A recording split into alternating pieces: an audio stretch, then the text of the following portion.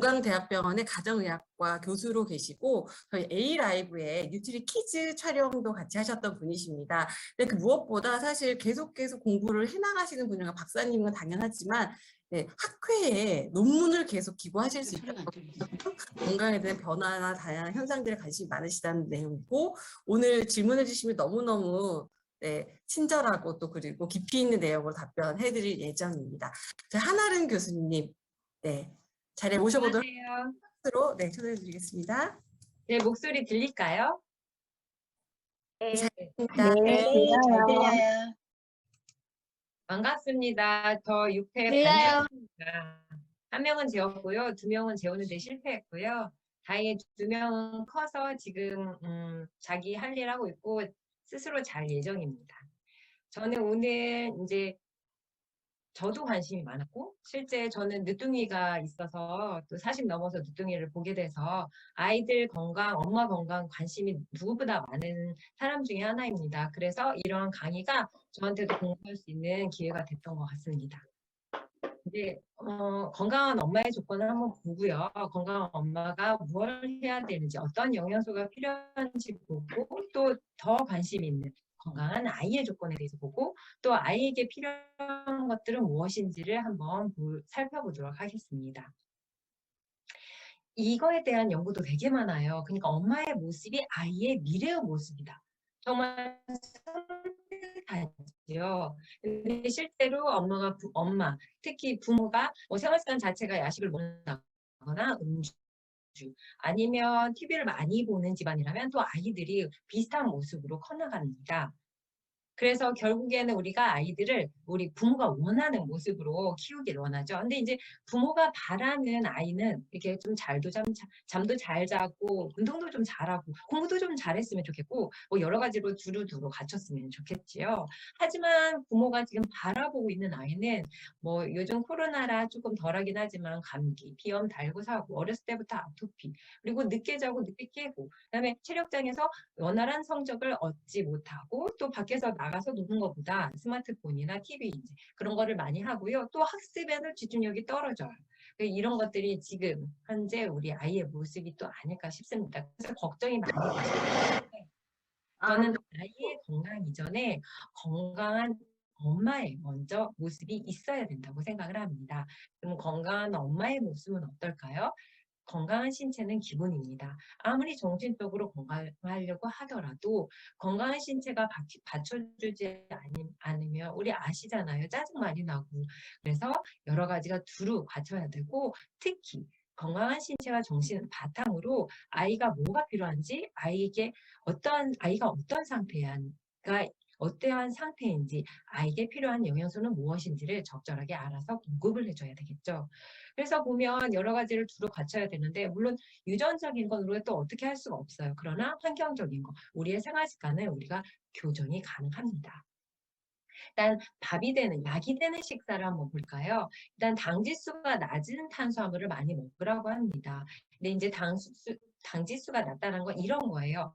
백미보다는 현미를 선택을 하는 거죠. 근데 뭐 현미밥 할 시간이 어디 있겠어요. 그러면 당지수를 낮추는 방법이 또 있습니다. 한번 보고요. 그다음에 지방이 다 나쁜 건 아니에요. 필수 지방산도 있기 때문입니다. 포화지방을 줄이는 거죠. 사실 지방은 산패가 잘 돼요. 그래서 고온으로 요리 시에는 안 좋은 지방으로 바뀔 수가 있습니다. 그래서 강력한 항산화 물질하고 같이 먹어줘야 되겠죠. 그리고 또 좋은 단백질을 먹어줘야 되는데 이 단백질도 킬로그램당 필요한 양이 달리 있습니다. 그래서 자신의 상황에 맞게 체중에 맞는 단백질을 하루에 2~3번으로 나눠 섭취하는 게 필요하겠죠. 아까 당지수가 낮은 탄수화물을 먹어야 된다고 제가 설명을 드렸습니다. 당지수를 낮추는 길이 있어요. 같이 함께 식이섬유를 충분히 먹어주면 또 이 탄수화물의 당지수가 낮아집니다. 그러면 식후와 급격한 혈당 상승을 막아서 다이어트에도 도움이 되는 것이죠. 오메가3, 아까 필수 지방산 얘기를 말씀을 드렸습니다. 거기에 당연히 오메가3는 중요한 영양소 중에 하나죠. 근데 요즘 오메가3 중요한 건 아는데 3와 6의 비율이 또 1대4가 넘지 않아야 되는 거 잊지 마시고요. 오메가6가 너무 높지 않게 섭취해야 된다는 뜻이죠. 비타민 미네랄은요, 완벽한 누군가 밥상을 완벽하게 구축반상으로 차려줘도 완벽한 밥상으로 비타민 미네랄을 충분히 섭취하기가 또 힘들어요. 왜냐면 식자재 자체가 토양이 황폐화되고 토양 자체가 영양소가 부족해서요. 그 토양에서 나온 식자재로 우리가 만든 식단은 아무래도 비타민 미네랄이 불충분하게 됩니다. 또 아무리 좋은 식자재라 하더라도 조리 과정에서 얘가 많이 손실이 되게 파괴가 되겠죠. 그래서 결국에는 필수 비타민을 먹어줘야 되는데 수용성과 지용성으로 나뉠 수 있고 지용성은 용량을 고려하고 수용성은 좀 용량이 과하면 오히려 더 건강에 안전하고 이런 것들이 있습니다. 자, 그래서 결국 밥상은 잘 차려진 밥상이어야 되고 그래야 뭐 어느 정도 영양소가 있겠지만 우리가 그걸 못 챙기고 그렇다면 일부 부족한 부분은 당연히 이제 영양소를 따로 챙겨줘야 되겠죠. 실제 논문에서도 멀티비타민의 중요성을 강조하고 있습니다. 우리가 멀티비타민을 먹는 이유를 단순히 피로회복으로 알고 계시는데 그렇지 않습니다. 멀티비타민이 부족할 경우 DNA 손상을 유발한다는 논문들도 있어요. 결국 식습관의 변화를 통해서 그리고 종합비타민 대 미네랄들을 보충하면서 암이나 기타 만성질환을 예방할 수가 있는 것이죠. 또 하나의 다른 논문을 살펴보면 비타민과 미네랄 결핍은 면역 반응을 일으키는데 면역 반응을 저하를 일으키죠. 면역 반응이 과항진돼도 문제지만 저하돼도 우리가 식세포 기능이나 세포 매개형 면역 반응이 떨어지게 돼요. 사이토카인은 과다할 경우에 당연히 사이토카인 폭풍으로 인해서 염증을 일으키지만 사이토카인이 너무 부족해도 우리는 적절하게 병원군에 대해 대처를 하지 못합니다. 이러한 여러 가지 면역 기능을 비타민과 미네랄이 결핍될 경우에는 기능이 떨어진다고 나와 있습니다. 결국엔 이런 것들은 세균성, 바이러스성 감염으로 인해 악영향을 줄 수가 있는데 기간이라든지 증상의 중증도가 더 심하게 안 좋아지는 것이죠. 또 하나 다른 논문을 보면은요, 삶의 질과도 비타민, 미네랄은 연관이 있습니다. 사실 비타민, 미네랄은 여러 가지 호르몬이 합성될 때 조효소 역할을 하는 경우가 많고요. 간에서 해독작용부터 해서 여러 가지 우리 몸의 수많은 사이클이 원활하게 돌 때 조효소 역할을 하기 때문이죠. 당뇨병 환자를 대상으로 봤어요. 그러니까 감염이라든지 삶의 질이 떨어질 수 있는 취약한 군을 대상으로 봤을 때 비타민, 미네랄 제제는 감염률을 줄일 수 있고 삶의 질을 개선할 수 있다는 논문이 있었습니다. 물론 모든 비타민이 중요하지만요. 특히 비타민 D는 요즘은 호르몬으로 각광받고 있는데요. 사실 비타민 D를 받아들이는 리셉터 수용체는 머리에서 발끝까지 모든 세포와 조직에서 발견되고 있습니다. 그만큼 비타민 D는 뼈와 근골격계 이상의 것들을 한다는 건데요.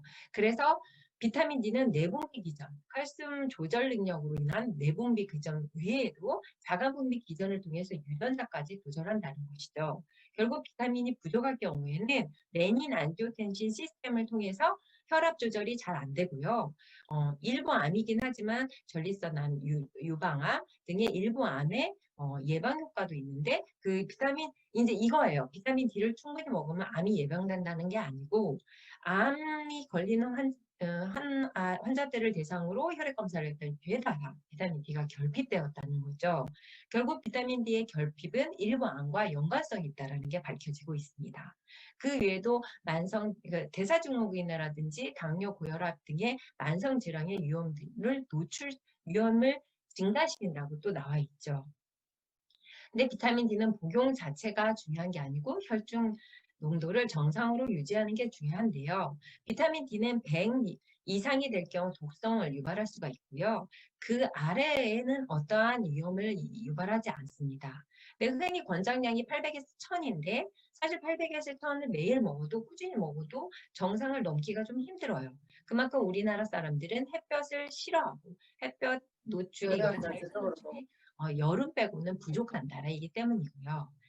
또 비타민 C 같은 경우에도 사실 뭐 감기 예방, 기미 죽은 게 너무 흔하지만 그거 외에도 만성질환, 노화를 예방하는 효과가 있다는 게 논문으로 밝혀졌습니다.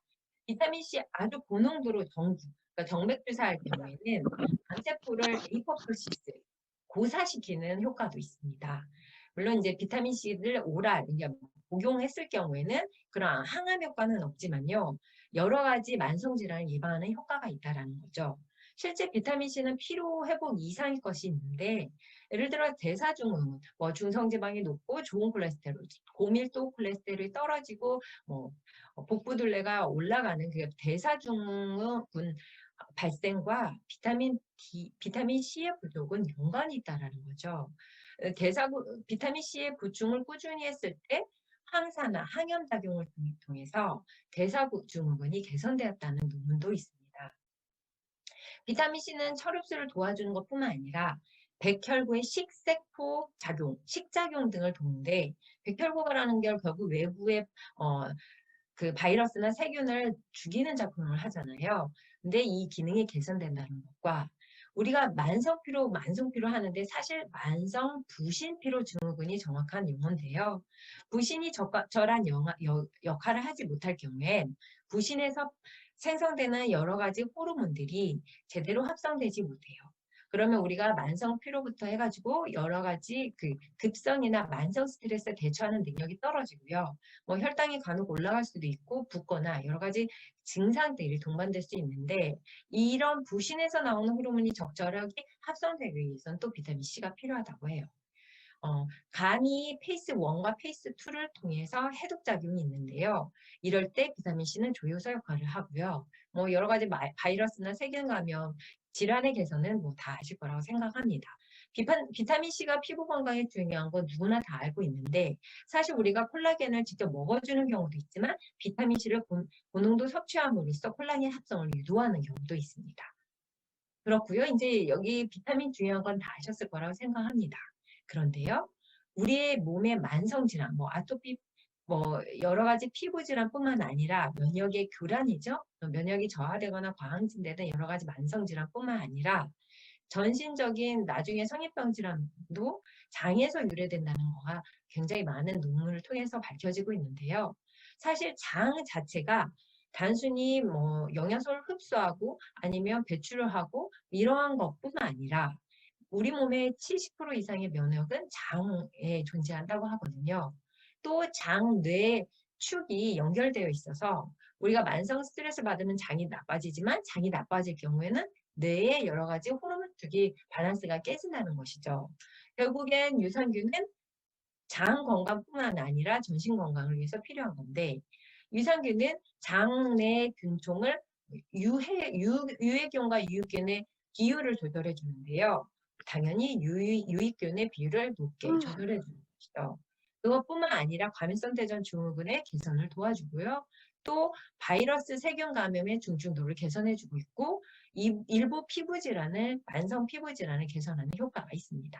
실제 논문을 통해서도 유산균은 수많은 논문들이 나오고 있는데요. 우리 장은요, 펼쳐놨을 때 테니스 장만 하다고 하죠.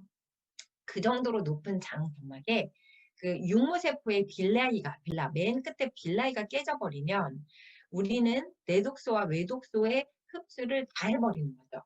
내독소는 몸에서 생성되는 독소고 외독소는 외부에서 유입되는 독소인데요. 그게 장 점막이 건강하지 않을 경우에는 다 들어온다는 것이죠. 결국 유산균은 장 점막 건강을 위해서도 필요한데 장 점막의 건강 그리고 장의 건강은 만성 전신 질환을 예방하는 효과가 있습니다. 실제로 보면은요, 유산균의 복용은 그리고 유산균의 역할은 소화 개선뿐만 아니라 항생제를 너무 많이 먹었을 때 장 트러블이 생기고 장 건강이 악화되는 걸 막을 수가 있고요. 면역의 과항진부터 면역의 교란, 면역의 저하를 다 막아주고요. 변비를 개선하는 효과가 있습니다. 비타민 B는 항상 몸에서 밖에서 외부에서 들어온다고 생각하시는데 실제로 유산균에 의해서 일부 비타민은 장에서 합성이 되는 거죠. 또 장은 콜레스테롤을 흡수하는 또 가장 1차적인 선인데요. 이 콜레스테롤 수치의 정상화를 위해서 또 유산균이 도움이 된다는 연구도 있습니다. 레닌 안지오텐신 시스템을 이용해서 우리는 혈압을 조절하는데요. 유산균은 이 시스템에 영향을 미쳐서 혈압 강화 효과가 있고요. 또 여러 가지 각종 감염성 질환의 감염을 줄여주고요. 그다음에 당뇨랑 고혈압 등의 성인병 질환을 예방하고 또 요즘은 구강에 도움이 된다는 균을 발견해서 구강 건강을 개선할 수도 있습니다. 결국에는 이 프로바이오틱스라는 것은 아주 수많은 전신 질환을 예방하는 효과를 이제 보이고 있습니다. 그만큼 우리는 우리 장의 균총에 따라서 또 하나의 개체로 정의가 내려진다고 합니다. 그 정도로 장의 균총은 굉장히 많은 역할을 하는 것이죠. 오메가3 또한 중요한데요. 사실 오메가3라는 것은 염증을 조절하고 면역을 조절하는 역할을 하는데요. 우리 세포는 세포막을 통해서 세포들끼리 아주 적절한 신호전달을 하는데요. 신호 전달을 한다는 거죠. 그래서 세포의 그 막이 건강한 게 중요한데 세포막은 인지질로 되어 있고 이것이 이제 필수 지방산을 충분하게 섭취할 경우에는 이 인지질을 통한 세포막이 건강하게 된다는 것이죠. 그리고 이제 유전자 발현을 통해서도 또 오메가3는 우리 몸에 유의한 역할을 하고요. 또 암세포의 억제뿐만 아니라 원래 지방산이 대사될 때 베타 옥시데이션을 거쳐서 대사가 되어야 되는데 오메가3가 충분할 때는 이 지방산의 대사가 베타 옥시데이션으로 잘 가게 되는 것이죠. 그래서 비만의 억제와 중성지방의 감소를 유발할 수가 있어요. 특히 현대인들처럼 동물성 지방을 많이 섭취할 경우에는 오메가3와 같은 필수 지방산이 매우 중요합니다. 물론 오메가3는요. 그러니까 생선 중에서도 연어, 고등어 이런 데 많아요. 그러나 요즘 연어 빼고는요. 연어는 원래 서식지가 청정 지역이어서 괜찮은데 연어 빼고는요. 여러 가지 생선들이 많이 오염이 되어 있어요. 그래서 오메가3는 결국 영양제를 통해서 섭취하는 게 좋은데요. 눈을 통해서 보는 오메가3를 보니 역할이 정말 다양하다라는 것이죠. 우리는 단순히 심혈관 질환 예방을 통해서 먹었다 하면 그것뿐만 아니라 혈압을 떨어뜨리는 효과도 있고요. 소화에서는 시력이나 뇌세포에도 이제 오메가3가 도움이 된다는 논문들이 있고요. 또 자가 면역 질환이라면 갑상선 질환이에요. 그것뿐만 아니라 아토피, 천식부터 해서 비염 이런 것들도 자가 면역에 속하고 또 성인기에는 류마티스가 자가 면역에 속하는데요. 그러한 자가 면역 질환을 억제하는 효과가 있고요. 또 특정 대장에서 발생하는 특정 병이 있는데 그런 거를 이제 예방하는 효과도 있습니다. 일부 암을 예방하기도 하고요. 아까 말했듯이 자가 면역 질환 중에 흔한 아토피 천식의 증상을 경감시킨다는 논문들도 있습니다. 오메가3 그냥 아무거나 먹을 수는 없겠죠. 사실 오메가3는 EPA와 DHA로 구성되어 있는데 이제 예를 들어 심혈관 질환이 걱정되면 EPA, 그다음에 뇌세포나 눈의 건강이 걱정되면 DHA 함량이 높은 것으로 선택하시면 되겠습니다. 오메가3는 제조 과정에서 안전성이 확립된 걸 사용하셔야 되는데요. 왜냐하면 잘못 만들어질 경우에는 오메가3가 결국 지방이기 때문에 지방이 산패가 되거나 아니면 일부 안 좋은 중급속이나 불순물이 함유될 가능성이 많기 때문입니다. 코엔자임 Q10은요, 사실 우리 몸에서 ATP, 에너지를 생성하는 데 매우 가장 중요한 조효소이고 또한 강력한 항산화 역할을 하는데요. 이게 20, 30대까지는 몸에서 충분한 양이 생성이 됩니다. 근데 30대 이후부터는 서서히 감소해서 오메가3와 함께 코엔자임 Q10도 먹어주는 게 좋은데요. 건강한 사람 경우에는 100mg이면 충분하지만 질환이 있으면 좀 더 올리는 게 좋겠습니다. 물론 코엔자임 Q10은요, 심혈관 질환뿐만 아니라 몸의 각종 조직과 세포에 도움이 되는데요. 사실 모든 세포에는 미토콘드리아가 있고요. 이 미토콘드리아의 기능에 코엔자임 Q10이 매우 중요합니다. GLA는요, 오메가6에 해당하는데 사실 십진이라든지 일부 피부 질환에는 또 GLA가 도움이 되고 일부의 경우이긴 하지만 체중 감량 후 요요 현상을 예방하는 데도 도움이 된다는 연구들이 있습니다.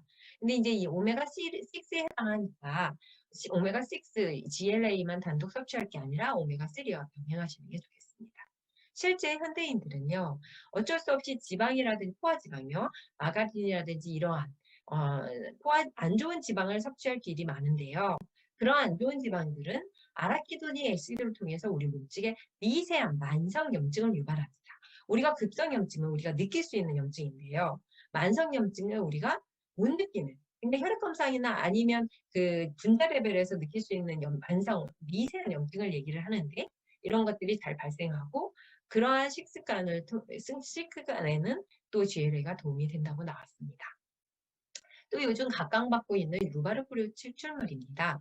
이것은 원래 폐경기가 되면은요, 너무 심할 경우에는 이제 호르몬 치료를 하는데, 사실 호르몬 치료가 필요한 경우가 있어요. 왜 잠을 못 자거나 온몸이 쑤시고 아프거나 아니면 여러 가지 붓거나 안 좋은 증상들이 실제로 자기가 그냥 넘기기엔 너무 힘든 경우에는 적절하게 호르몬 치료를 해줘야 되겠지만, 뭐 경미한 정도면 사실 호르몬 치료를 섣불리 시작하지는 않죠. 그럴 경우에 노바르프리 추출물은 대안이 될 수가 있겠고요. 폐경기 여성이 아니더라도 워낙에 강력한 항산화 지수가 있기 때문에 항염작용을 통해서 여러 가지 건강에 이득이 있다는 거죠. 실제로 논문에서 봤더니요. 저밀도 콜레스테롤이 산패되면 우리가 수명을 유발한다고 하지요. 근데 이 저밀도 콜레스테롤이 높아도 산화가 되지 않으면 괜찮은데요. 저밀도 콜레스테롤의 산화를 또 예방하는 효과가 있다고 나옵니다. 결국 요약을 하자면요. 약이 되는 식사를 해야 되지만 그게 상황적으로 안 된다면, 그리고 완벽한 식사로 항상 부족한 영양소가 있기 마련인데요. 그럴 경우에 필수 영양소와 내가 개별적으로 필요한 필요 영양소를 보충을 해줘야 되겠고, 그런 영양소에 대해서는 이미 설명을 했었고요. 장 건강이 시작이라는 거 얘기해 드리고 싶고, 오메가3는 단순히 심혈관 이상의 것이 있다라는 거, 그리고 나이가 들수록 필요한 영양소를 같이 섭취하면 좋겠다라고 요약할 수가 있겠습니다. 뭐 여기까지는 먹는 거지만요. 사실 운동은 너무너무 중요합니다. 따로 운동에 대한 이제 섹션이 이제 강의가 있겠지만요. 여기서 간단히 말씀을 드리자면 운동을 딱 하나만 이제 하시더라고 자기가 편하거나 익숙한 거. 그러나 실제로는 나이가 들수록 아니면 젊은 사람도 마찬가지인데요. 근력 운동과 유산소와 균형 강도 운동이 적절히 배치되게 해야 되겠고요. 또 젊을수록 운동을 빨리 시작해야 되는 이유가 이것은 이제 근육이 있는 상태, 그러니까 젊었을 때 20, 30대 근육을 만들어낸 놓은 사람, 그리고 전혀 운동을 안 한 사람이 나중에 건강을 지키겠다고 시간적 여유가 있을 때, 5, 60대 운동을 시작했을 때 근육이 잘 만들어지는 게 젊었을 때 운동을 그래도 했던 사람이라는 것이죠. 그래서 젊었을 때 운동을 시작하는 게 좋겠습니다. 이제 건강한 엄마 너무 중요합니다. 근데 우리가 건강한 이유는 사실 강력한 무성애 때문에 건강한 아이를 위한 또 이유기도 해요.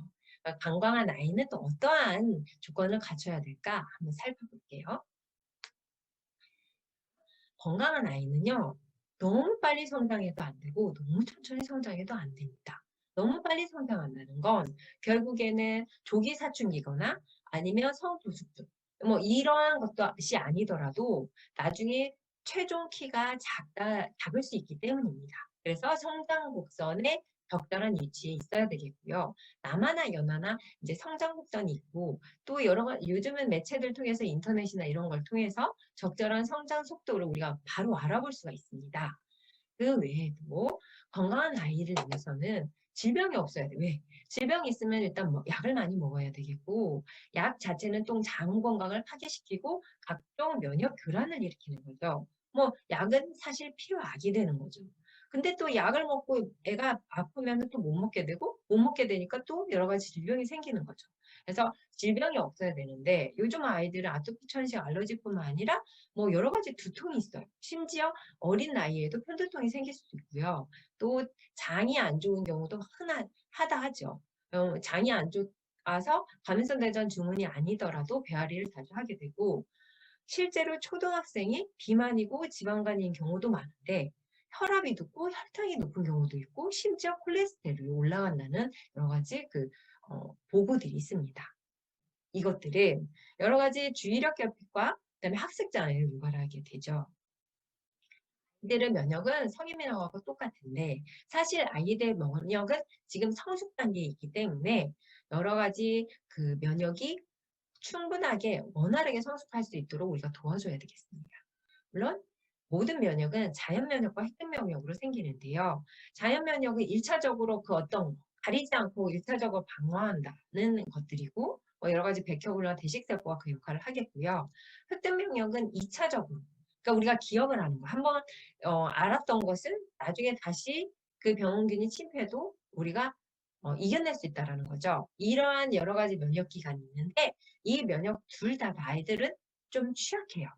취약하니 우리가 건강하게 지켜줘야 되겠고요. 사실 면역이 저하된 거면 우리가 걱정을 하는데 과잉 면역이죠. 뭐 별것도 아닌 거 가지고 피부나 아니면 몸속에 그 부채들이라든지 아니면 부채들이라든지 T세포라든지 이런 것들이 과잉하게 반응을 하는 것이죠. 그러한 질환들이 알러지나 두드러기, 아토피, 비염, 천식에 해당하는 것이고 뭐 아이들이 이렇지만 또 성인계나 아까 말했듯이 류마티스나 갑상선 질환을 말씀을 드렸어요.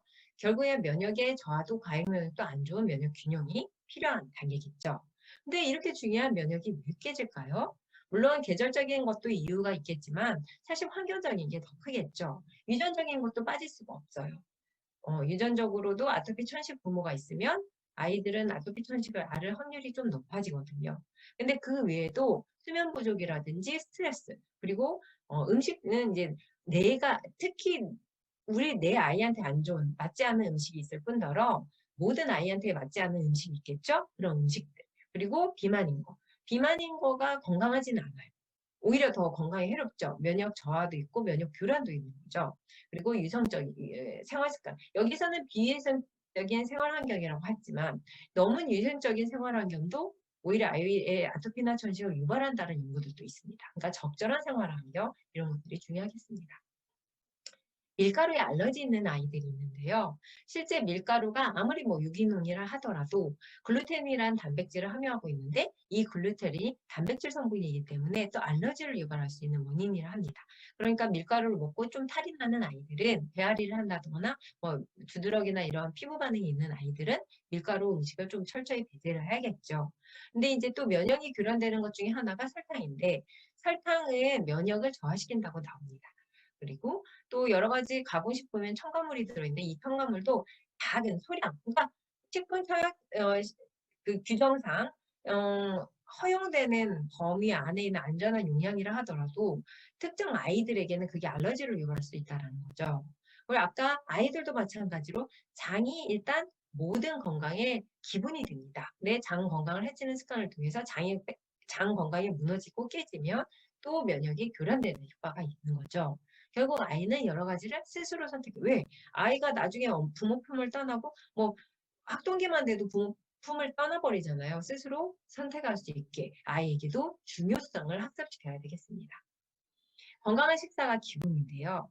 탄수화물이 지나치게 많이 에너지의 50%에서 60%가 넘지 않도록 해야 되겠고 단백질만 섭취하는 경우가 있는데 사실 야채를 같이 섭취하는 건 매우 중요합니다. 단백질도 가공육이 아닌 살코기, 그러니까 햄 같은 것들을 좀 많이 먹게 되는데 이 가공육이 또 가지고 있는 또 안 좋은 것들을 이미 다 아실 거예요. 또 단백질 필요량이 있어요. 너무 단백질을 많이 먹을 경우에는 오히려 동물성 단백질일 경우에는 성조숙증을 유발한다고 있으니까 이 나이에 따라서 적절한 필요량을 이제 참고해가지고 단백질 섭취를 분할해서 섭취하도록 해줘야 되겠고요. 이 당을 많이 섭취하는 건 단순히 비만을 유발하는 건 이상입니다. 우리가 아이가 민감하고 필요나 스트레스에 약한 것은, 취약한 것은 단순당을 너무 많이 섭취해서 그런 것도 있는데요. 실제 단순당을 많이 섭취할 경우는 비타민 B와 C의 소모가 많다고 해요. 또 일부 마그네슘과 같은 일부 미네랄도 굉장히 많이 소모가 된다고 하죠. 그래서 단순당의 섭취를 좀 줄여야 되겠습니다. 우리나라 단순당 섭취 많은 건 말할 것도 없습니다. 자, 아까 가공육이 안 좋다고 했는데 사실 발암물질은 이 환경에서 굉장히 많이 노출이 되어 있죠. 우리가 어쩔 수 없이. 근데 이런 것들 우리가 어떻게 못하더라도 실제 음식을 통해서 들어오는 가공육 우리가 조절을 할 수 있다는 거죠. 가공육과 그다음에 다정한 발병률은 이 도스 그 용량 대비해서 용량 비례적으로 이제 증가를 한다고 합니다. 결국에 건강한 육류를 적절하게 섭취를 해야 되는데 너무 많이 섭취하는 것도 아까 말했듯이 성조숙증의 원인이 되고요. 육류는 또 포화지방을 항상 동반을 하는데 동물성 지방의 과도한 섭취 또한 성조숙증을 유발한다고 나와 있습니다. 그래서 다양한 단백질을 적절하게 나이에 맞게 섭취를 해줘야 되겠고 태우거나 아니면은 직화나 이런 거, 뭐 튀기거나 이런 거보다 삶거나 찌는 방법으로 해줘야 되겠습니다. 그래서 아이의 면역을 올바르게 잡아주고 이러하기 위해서는 뭐 좋은 식사 당연히 필요하겠고 여러 가지 자연식으로 이제 섭취를 해야 되겠고 물론 이런 걸 아무리 노력을 하려도 불충분하죠. 불충분한 것은 이제 영양소로 섭취가 필요하겠습니다. 아이도 말씀드렸듯이요. 장 건강이 우선입니다. 이렇게 중요한 장 건강이 위험하다는 신호는 무엇일까요? 일단 변이 풀어지겠죠. 안 좋고 냄새도 좋지 않아요. 그리고 가스가 자주 차거나 그로 인한 배앓이가 있습니다. 같이 밥을 먹었는데 다른 아이들 멀쩡한데 우리 아이들은 장염에 걸려요. 이게 역치라는 게 따로 있거든요. 그렇고 또 아토피 뭐 장은 멀쩡한 것 같은데 아토피염, 피부 아토피 비염 천식이 심해요. 그리고 좀만 뭘 잘못 보면 자꾸 두드러기가 생겨나는 거죠. 변비와 설사 같은 걸 교대를 하거나 그러한 경우가 있고요. 또 뭐 여러 가지 안 좋은 음식을 많이 먹고 항생제를 자주 먹을 경우에는 장 건강이 위험하다는 거고요. 실제 우리 막둥이가 그때 음낭수종으로 수술할 일이 있었는데 항생제를 한 2주 정도 먹었어요. 3살 때 먹은 거죠. 그 항생제를 먹고 나서는 유치원에 가서 내 같은 유치원에 내 같은 간식을 먹는데 자꾸 뭔지는 모르겠지만 두드러기가 발생하는 거예요. 물론 지금은 좀 많이 호전되긴 했지만 어찌됐건 이렇게 장 건강이 안 좋으면 피부 질환이 발생할 수 있다는 거죠. 결국 장 건강을 위해서는 뭐 안 좋은 음식을 다 피해야 되겠지만 프로바이오틱스와 프리바이오틱스를 복용해줘야 되는데 프리는 결국 그거예요. 프로에 이제 먹이가 되는 건데요. 프락토 올리고당이죠. 마나 사과나 고구마에 있다라는 것들인데 이거가 이제 너무 식사가 이제 부적절해가지고 프리바이오틱스가 없을 만한 식사를 한다면 또 프로에 또 넣어져서 만들어진 이제 제품도 있는 것이고 장 건강을 위해서는 결국 유산균이 좋은 유익균이라고도 해요. 그러니까 이 유익균이 장에 잘 분포가 되어 있어야 되는데 이런 유익균들은요. 장 점막을 강화시키는데 원래 장 점막을 대장 내시경을 통해서는 안 보이는데요. 이 장 점막을 현미경으로 보게 되면 장세포 사이사이에 타이트 정션이 있어요. 그러니까 연결고리라고 생각을 하시면 되는데 건강하지 않은 그 장 점막은 이 연결고리가 다 느슨해져 있어요. 깨져 있는 거죠.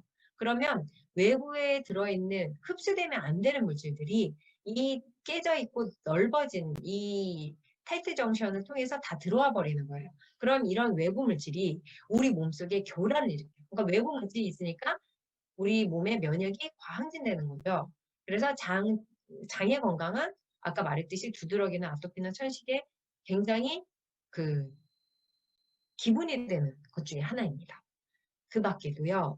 우리 몸속의 유해균은 유산균과 경쟁적으로 작용을 하는데 유익균이 많을수록 유해균이 제구시를 못해요. 그리고 유해균을 억제하는 물질을 또 유산균이 배출을 하기도 해요. 그리고 이런 것들을 통해서 우리 몸속에 그 비율을 조절해버리고 유해균과 유해균과 유익균의 비율을 조절하는 거고요. 아까 말했듯이 면역 반응에 직접적인 조절하는 역할을 하는 게 유산균입니다. 그래서 유산균에 대한 연구들이 어마어마하게 많은데요. 그래서 뭐 심지어 타겟을 이거에는 이 유산균 후코복식으로 이렇게도 나와 있는데 실제로 뭐 하나를 먹자 특정 유산균을 먹자는 게 아니고 몸에 좋다는 유산균을 골고루 먹는 게 이제 뭐 어린아이한테는 더 도움이 될 수가 있겠습니다. 논문을 통해서 봐도요. 유산균이 이제 마이크로바이옴의 유산균이 속하는 건데 이러한 마이크로바이옴은 직접적으로 면역을 조절하고요. 아토피나 천식, 알러지를 조절하는데 또 비만하고도 연관이 있고 각종 감염성 질환과도 연관이 있다고 합니다. 퍼미티큐터스라고 해서요. 비만을 유발하는 균이 있어요. 이 균을 뭐 생쥐같이 모든 조건을 우리가 환경을 갖다가 인위적으로 만들 수 있는 동물 실험에서는요. 생쥐에게 이 퍼미티큐터스 균만 이식을 해도요. 살이 떠요. 그리고 날씬한 생쥐의 장에 있는 미생균을 뚱뚱한 생쥐로 옮겨놓으면 생쥐가 똑같이 먹어도 살이 뚝뚝 빠져요. 이런 연구들이 되게 많아요. 근데 이제 인간 대상으로 이게 불가능한 게 인간은 생쥐처럼 똑같은 환경을 만들어 놓을 수는 없잖아요. 어찌됐건 그만큼 장의 유익균은 항비만 효과도 있다는 것들이 이제 논문을 통해서 결정이 됐죠. 그러나 실제로 유산균을 먹는다고 살이 뚝뚝 빠지진 않아. 왜? 인간은요, 너무 많은 환경에 노출되어 있기 때문에 단순히 유산균 하나만으로 체중 감량이 드라마틱하게 이루어지지는 않는다는 거죠. 그러나 실제로 유산균은 비만과 연관성이 굉장히 많습니다. 또 보면은요. 프로다이티스 섭취는 아까 다른 유해균, 박테리아에 대한 억제 효과가 있다고 하고 이런 것들은 구강 건강에도 도움이 된다고 해서 요즘은 구강 건강을 위해서 유산균을 먹어주는 경우가 또 많아요. 그래서 이러한 여러 가지 필수 영양소를 먹어줘야 되는데 사실 아까 지금 말한 게 유산균이잖아요. 유산균 말고도 우리 아이 필요한 영양소가 너무 많아요. 특히 필요한 영양소가 많은 아이를 봤더니 식사가 불규칙하고 편식이 심하고 뭐 골고루 잘 먹긴 하는데 어쩔 수 없이 학업으로 편의점에서 식사를 할 수밖에 없고 간식으로 때우는 경우도 많고 또 스트레스로 단 음식을 많이 먹거나 가공식품을 많이 먹거나 또 뭐 이런 것들은 아니에요. 조금 먹는데 뭐 건강하게 조금 먹긴 하는데 너무 피곤하고 예민하거나 또 뭐 예상치도 않은 그 증상들이 있잖아요. 두통이라든지 배앓이, 자증감염 이런 것들이 있는 경우에는 영양소를 좀 필요한 양은 좀 섭취를 해줘야 되겠다 생각이 되는 거죠. 필요한 영양소 중에 단연 비타민 B군 매우 중요합니다. 비타민 B군은요, 탄수화물, 단백질, 지방, 음식으로 들어오는 탄수화물, 단백질, 지방을 에너지로 전환시켜주는 역할을 해요. 이제 원활하게 에너지로 전환시켜줘서 에너지를 잘 내게 해주는 거죠. 그거 외에도요, 간이요. 페이스 1과 2를 통해서 해독작용을 하는데 물론 이 해독작용에 필요한 영양소들이 굉장히 많아요. 근데 영양소 곳곳에 해독작용 곳곳에 비타민 B군이 다 들어가 있어요. 그래서 간 건강을 위해서도 비타민 B군은 중요하고요. 신경계의 성숙을 위해서도 비타민 B군은 필수예요. 이게 단적으로 임산부가요. 엽산을 좀 부족하게 먹잖아요. 그러면 태아의 신경관 발달이 저하돼서 신경관 결손 기형아가 출산을 하잖아요. 그만큼 비타민 B군은 중요해요. 엽산이 비타민 B9이거든요. DNA 메틸레이션이 잘 이루어져야 조직이나 세포가 원활하게 자기 역할을 하거든요. 근데 이 DNA 메틸레이션에 또 비타민 B군이 매우 중요한 역할을 합니다. 이런 비타민 B는요, B1부터 12까지 작용을 있고요. 성장기, 급성장하는 아동에게 결핍 시에는 여러 가지 네, 일로 와. 할애할 수가 있는 것이죠. 따로따로 한번 볼까요? 비타민 B1은요, 영양소, 아까 에너지 대사, 신진대사 필수적이고, B2는 항산화 기능도 있고요. B3는 DNA 메틸레이션, DNA 복구 기능이 있고요. 세포는 자기네들끼리 원활한 신호 전달이 있어야 된다고 말씀을 드렸죠. 근데 원활한 신호 전달을 위해서 비타민 B3가 필요해요. 그리고 비타민 5는 호르몬이 합성되는데요. 조효소 역할을 해요. 그러니까 원활한 호르몬 합성을 위해서는 비타민 5가 또 필요한 거죠. 비타민 6는 아미노산 대사를 도와요. 그러니까 아미노산이요. 필수와 비필수로 나뉘는데 비필수는 안 먹어도 돼요. 몸에서 합성이 돼요. 필수는 꼭 먹어줘야 돼요. 몸에서 합성이 안 돼서. 그런데 비필수 아미노산도 비타민 B6가 부족하면 제대로 합성되지 않는다는 거죠. 그것뿐만 아니라 신경 전달 물질, 뉴로트랜스미터죠. 이런 것들도 생합성되는데 비타민 B6가 필요하고 적혈구요. 그러니까 비타민 B6가 너무 부족할 경우에는 변형이 와요. 적혈구가 자기 구슬을 잘 해야 되는 게 산소와 영양소를 날라줘야 되는데 모양이 변형된 적혈구는 그 역할을 잘 못하겠죠. 비타민 B7은요. 유전자 발효를 직접적으로 조절하고요.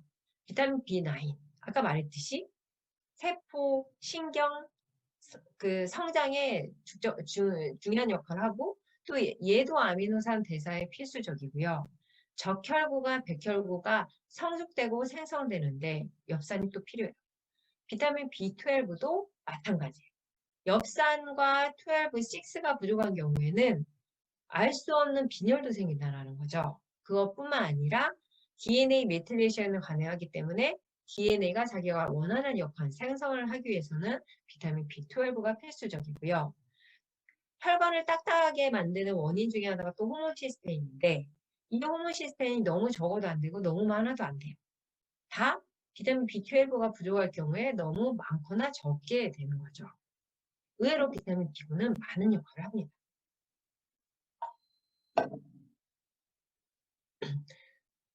필수 영양소에 대해서 말씀을 드렸는데요.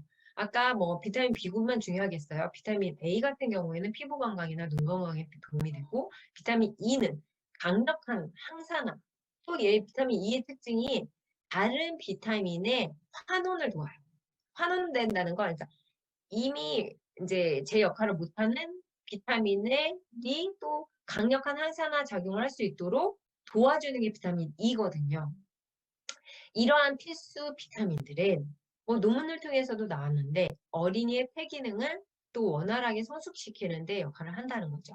실제 어린이 대상으로 비타민, 미네랄, 어린이 대상으로는 모든 연구가 제한적이에요.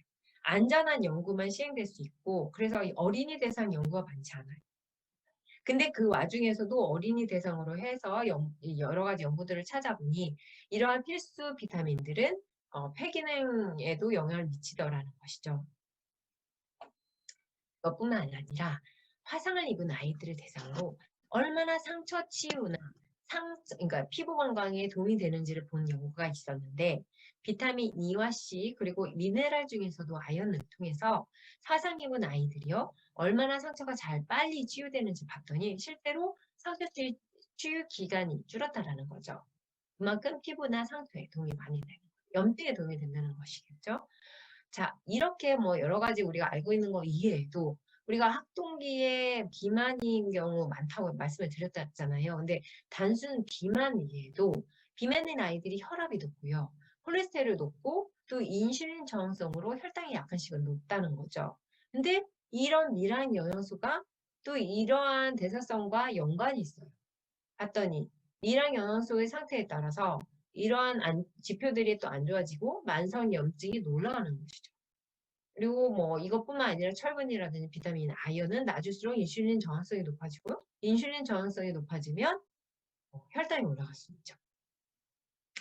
아마 이런 것들은 항염, 항산화 기능을 통해서 이루어지는 것 같고요. 또 우리 이제 중이염 같은 경우에는 항생제를 충분히 먹어줘야 된다고 나오잖아요. 그래서 중이염이 또 비염이 중이염으로 가는 경우도 많고 감기가 중이염으로 가는 경우도 많아요. 근데 실제 높은 혈청 아연이 삼출성 중이염을 예방했다는 또 연구 결과도 있어요. 이것도 이제 어린이 대상으로 한 연구인데요. 그만큼 이제 어린이 건강에 필수 미네랄과 필수 비타민은 중요하다라는 뜻이죠.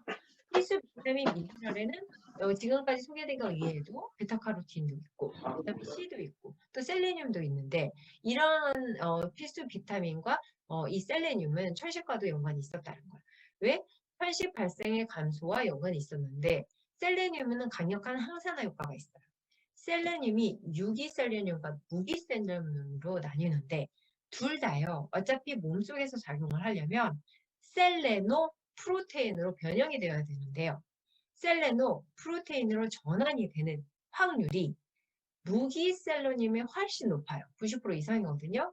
근데 무기셀레늄이라고 표시되어 있지 않고 셀레나이트로 표시되는 경우가 있어요. 그러니까 셀레나이트나 무기셀레늄이랑 똑같은 개념인데요. 그거는 몸속에서 강력한 항암 효과가 있어요. 그러나 무기셀레늄은 용량을 과다할 경우에 쌓여서 독성을 일으킬 수가 있어요. 상대적으로 무기 말고 유기는요.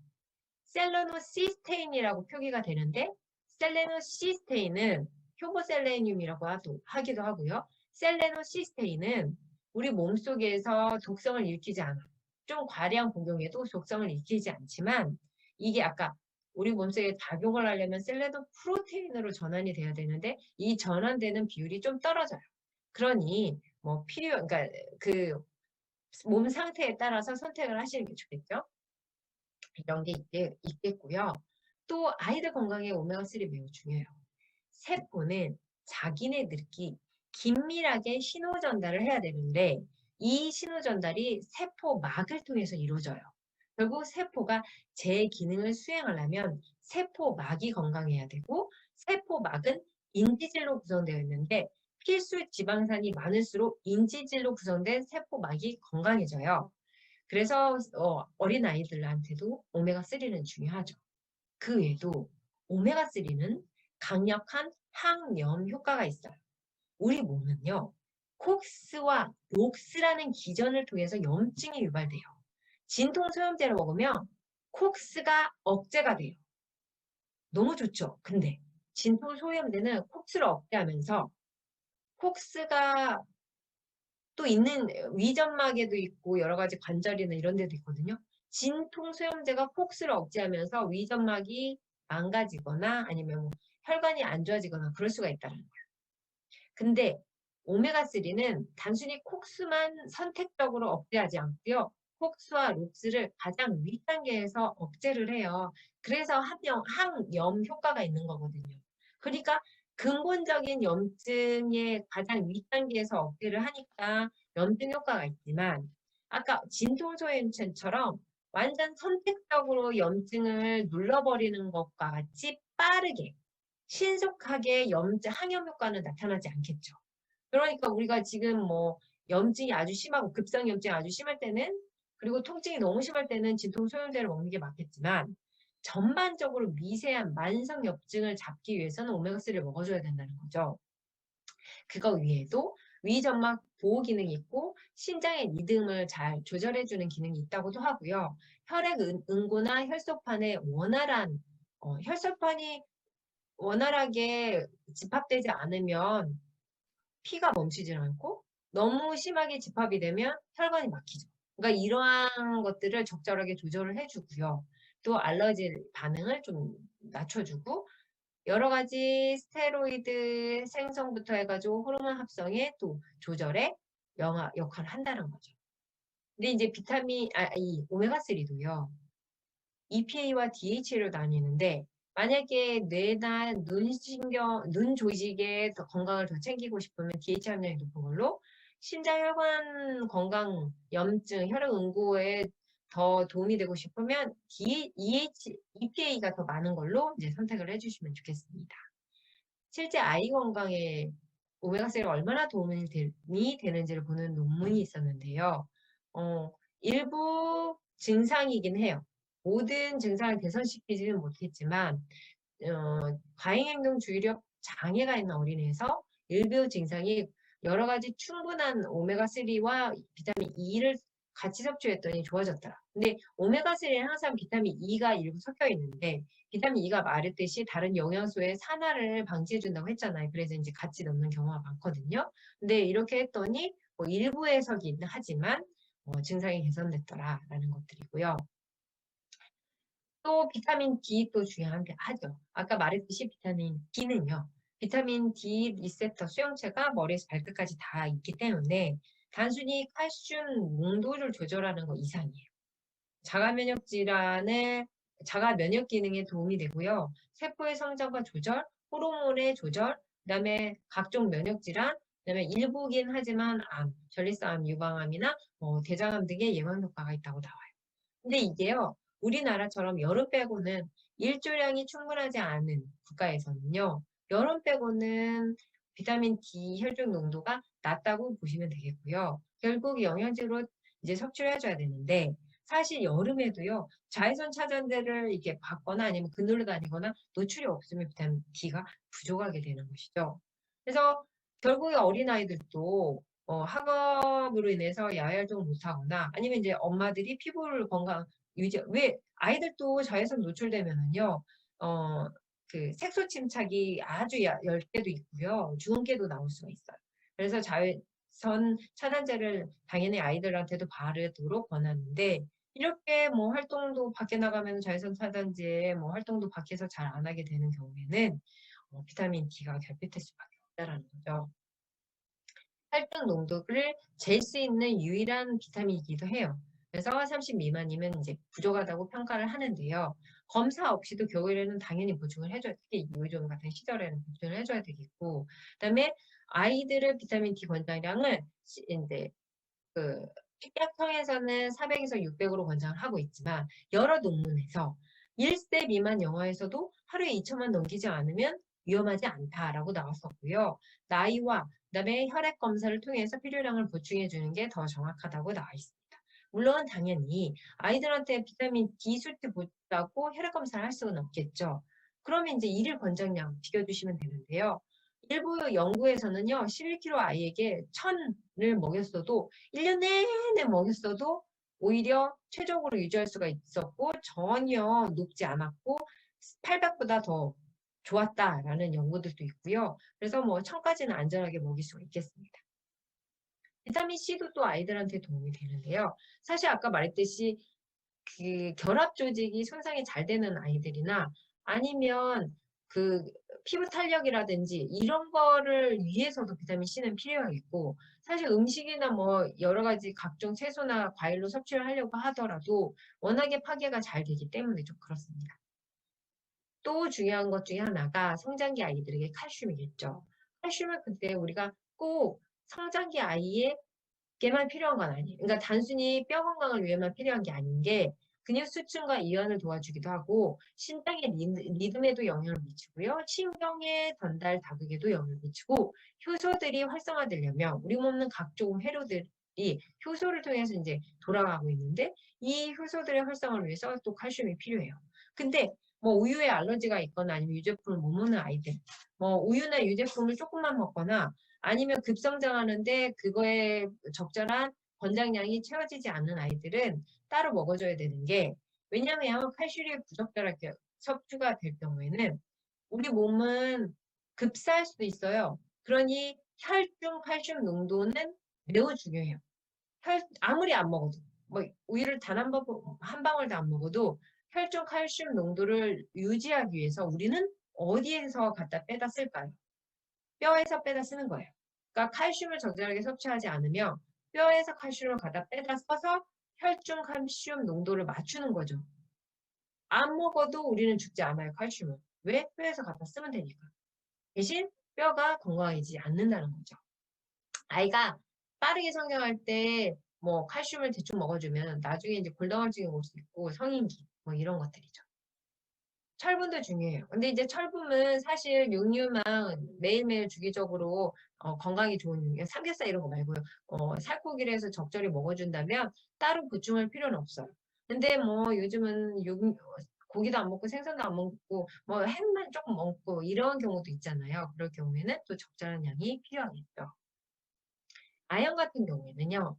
면역에 매우 중요하긴 하는데 아까 말했듯이 정상적인 단백질 합성에도 또 아연이 필수적인 거죠. 단백질이 몸속에서 합성되는 경우가 있어요. 그러니까 단백질이라고 말하기는 그렇고 아미노산이 몸속에서 합성되는데 이런 합성이 적절하게 이루어지려면 또 아연이 필요하다는 거예요. 그러니까 성장에 필수적이게 되는 거죠. 그래서 급성장기에는 또 아연이 고갈되는 경우가 많아요. 근데 아연 부족 시에는 식욕이 감퇴되거나 미각 변화가 오고 성장이 지연될 수도 있고 피부 변화가 오고 면역이 떨어질 수가 있는데요. 이러니까 또 밥을 잘 안 먹게 되고 밥을 안 먹게 되니까 또 이런 변화가 오는 것들이요. 악순환이 될 수 있다는 거죠. 근데 이제 아연만 단독 섭취하는 것보다 아연과 구류 뭐 다른 이제 비타민 미네랄은 종합으로 먹는 게 중요한데요. 주기율표의 반대편에 있는 원소를 쳐내요. 그러니까는 일부 특정 미네랄만 많이 먹게 되면 다른 미네랄이 오히려 결핍되는 경우가 있어서 미네랄은 이제 동시에 먹는 걸 추천드리고 있죠. 결국에 요약을 하자면요. 아이들도 마찬가지예요. 너무 빨리 성장해도 안 돼요. 너무 빨리 성장할 경우에는 2차 조기사춘기거나 아니면 성조숙주 이 둘도 아니면 성이 됐을 때 최종 키가 적기도 하거든요. 근데 너무 성장이 더뎌도 안 되겠죠. 그것도 또한 성인기에 최종 키가 줄어들 수가 있잖아요.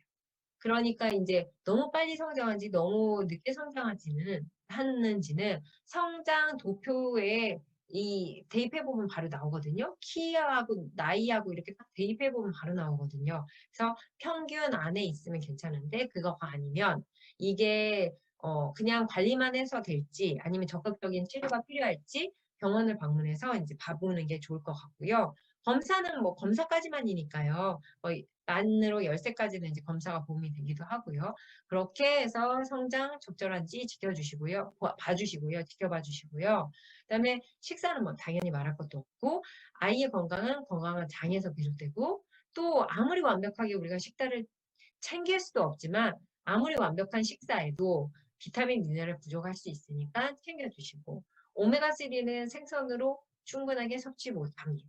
생선으로 충분하게 섭취할 경우에는 오히려 수은에 과하게 노출될 수가 있거든요. 그래서 오메가3 보충해 주시고 또 이러한 모든 노력을 통해서 성인기, 어린아이의 잘못된 식습관과 안 좋은 생활습관, 플러스 어린아이 비만이라든지 너무 부족한 성장은 성인기에 또 영향을 미치잖아요.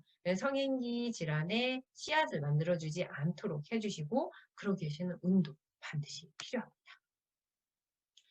엄마가 먼저예요. 엄마가 안 하면서, 엄마가 먹지 않으면서, 엄마가 챙기지 않으면서 아이한테 시킬 수도 없는 노릇이고요. 그리고 엄마가 자기가 좋은 걸 느끼면 또 아이한테 막 해주고 싶어요. 그리고 아이의 식단을 한번 살펴보세요. 내가 차려줬는데 아이가 진짜 먹고 있는지를 봐주셔야죠. 나는 차려주기는 했는데 아이가 안 먹고 있거나 아니면 아이가 내가 차려준 식단을 먹을 상황이 아니거나 아이가 워낙에 편식이 심하면 또 따로 챙겨주셔야 되겠죠. 아이의 장 건강 확인해 주세요. 아이의 장 건강은 우리가 놓칠 수가 있거든요. 그다음에 아이가 부족할 만한 영양소 그리고 필요한 영양소를 보충해 주는 게 좋겠습니다. 저는 여기까지 이제 했고요. 사실 밤이 깊어요. 저는 괜찮아요. 제가 보니까 이제 느낌상 왔다 갔다 하는 아이들도 없는 것이 다 잠드는 것 같아요. 그러나 이제 다들 또 휴식도 취해야 되고 여기 운영자들도 적절한 시간이 필요하기 때문에 정말 필요한 질문 같은 거 채팅창이나 뭐 여러 가지로 해주시면 제가 참 성심성의껏 답변을 네, 강의 1시간 이렇게 진행해 주셨는데요. 질문 저희가 한 10개에서 15개 정도 네, 이렇게 받아볼 예정입니다. 그래서 혹시나 너무 이제 가야 되겠다. 네, 저 회사에 불이 꺼졌는데 네, 이제 뭐 가야 되겠다 이런 분들 외에는 지금 리더님과 같이 네, 뭐 질문해 주시면 들어주시면서 한 11시 반 정도까지 진행해 보도록 하겠습니다. 네, 제가 불을 켜고 수경이요. 네, 네. 교수님 진행해 주시면 되겠습니다. 네. 네. 초경이 초등학교 5학년에 시작을 했대요. 사실 초경이 일찍 시작한 건 맞는데 엄마가 초경이 빠를 수도 있고 유전적인 게 굉장히 크게 영향을 미치거든요. 그리고 아이가 비만이거나 성숙이 너무 빨라서 초경이 시작된 경우가 있어요. 근데 이제 초경이 5학년 때 시작을 됐으면 이게 조기 사춘기인지 성조숙증기인지를 보기 위해서는 적절한 검사가 필요하다고 생각이 돼요. 왜냐면 호르몬 억제 테스트가 있고요. 그리고 골 연령을 엑스레이로 보는 게 있어요. 그래서 이런 걸 통해서 뭐 그냥 단순히 지켜봐도 되는 건지를 봐주시고 또 병원에 가면은요 최종 신장을 계산해 주거든요. 최종 신장을 계산해 주시면 그게 이제 너무 작을 경우에는 적절한 이제 치료가 들어가야 되거든요. 물론 보험이 되는 시기가 지났다 하더라도 이제 해야 된다고 생각이 듭니다. 예를 들어 아연하고 미네랄 동시에 섭취하는 이유가요. 마그네슘만 단독으로 너무 열심히 섭취를 하면 오히려 아연의 그 상대적인 결핍이 있을 수가 있거든요. 그래서 또 그러니까 미네랄은 어느 하나만 너무 열심히 섭취하는 경우에는 다른 미네랄을 상대적으로 흡수를 저해시키는 경우가 있어요. 그래서 미네랄은 동시에 섭취를 해야 골고루 들어가는 거고 실제 우리 몸의 작동 원리를 보면은 어느 특정 미네랄만 필요한 게 아니에요. 제가 면역에 아연을 강조를 했지만 마그네슘도 면역에 도움이 되거든요. 그래서 어느 특정한 미네랄만 어떠한 이 질환에 도움이 되거나 예방한다는 게 없고요. 특정 미네랄만 먹으면 다른 미네랄을 쳐내는 경우가 있어요. 그리고 다른 미네랄의 상대적 결핍을 유발하기도 하거든요. 그래서 동시 섭취를 권장합니다. 그래서 요즘 마그네슘 단독 제제보다 마그네슘 아연 복합 제제가 더 많이 나오는 것이죠.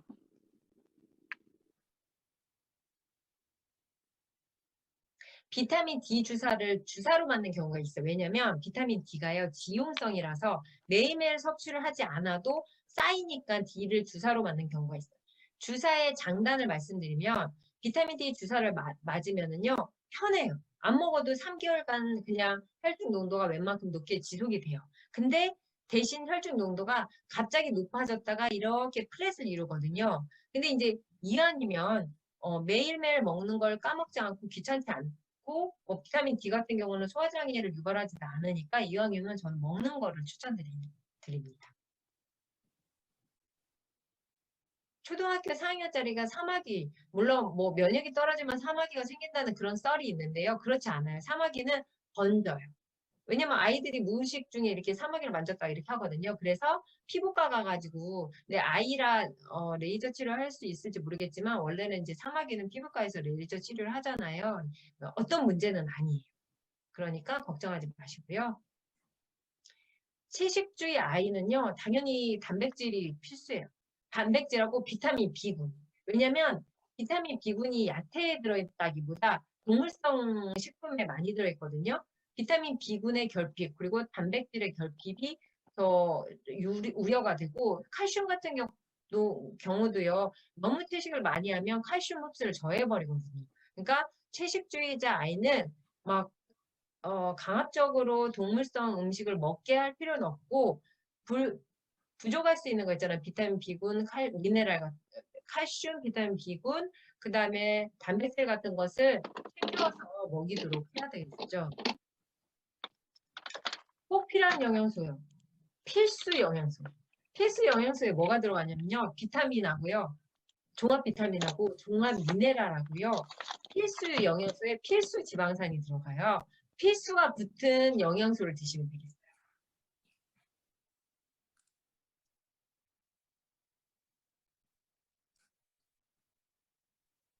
비타민 D 주사요법 설명드렸으니까 아까 말씀드릴게요. 괜찮긴 하지만 이왕이면 먹는 걸로 먹는 게 낫겠죠. 뭐 부작용은 없어요. D도. 영양제를요. 칼슘, 마그네슘은 저녁에 섭취하라는 사람도 있어요. 왜냐하면 칼슘, 마그네슘이 근이완이나 신경이완 작용이 있으니까 저녁에 먹으면 오히려 그 신경이 완화돼서 숙면을 취할 수 있다. 그러나요. 예를 들어 저는 이렇게 생각을 해요. 칼슘, 마그네슘 정말 예민한 사람들은 실제로 칼슘, 마그네슘을 저녁에 먹었을 때 몸이 이완돼서 숙면을 취할 수 있기는 하지만 현대인들은 그렇게 예민하게 영양소에 반응하지 않거든요. 그래서 아무 때나 섭취하라고 하는데 속이 먹고 나서 울렁거리거나 그러면 식사 바로 직후에 드시라고 하죠. 공복에 드시면 더 울렁거리기 때문이거든요. 그래서 아침이나 저녁 어느 특정한 거는 없어요. 근데 비타민 같은 경우는 아침에 먹어주는 게 좋은 게 하루 종일 신나게 활동을 해야 하잖아요. 그러니 뭐 원활한 활동을 위해서는 비타민 미네랄 아침에 먹어주는 게 좋겠죠. 면역 과잉을 말씀드렸는데 이게 뭐냐면 아토피 천식이나 뭐 성인은 류마티스 관절염이라든지 류마티스나 아니면은 갑상선 질환이 면역 과잉이고 어린아이는 아토피나 뭐 천식 이런 거잖아요. 그런 건 결국 장을 잡아주셔야 돼요. 또 면역 과잉이 염증 기전을 동반을 하거든요. 항염 작용을 해줄 수 있는 영양제를 먹어줘야겠죠. 그래서 오메가3하고 또 장이 건강하지 않으면 면역 교란이 일어난다고 했잖아요. 그래서 장 건강 잡아주시고 오메가3 먹어주면 좋을 것 같아요. 우유나 치즈를 안 먹는데 칼슘 필요하다고 말씀드렸잖아요. 우유나 치즈를 안 먹는데 멸치를 엄청 잘 먹으면 상관이 없겠지만 그렇지 않는다면 결국엔 그 건기식으로 좀 대처를 해줘야 되겠죠. 아이가 많은 영양제를 다양하게 먹어야 돼요. 아이는 많은 영양제를 다양하게 먹어야 되는데요. 다만 특정 영양소를 과량 섭취하면 안 돼요. 그러니까 비타민도요, 종합으로 먹고 미네랄도 종합으로 먹는 게 아이한테는 더 안전하다는 거예요. 오히려 아이는 많은 영양소를 다양하게 조금씩 적정하게 먹어야 되겠죠.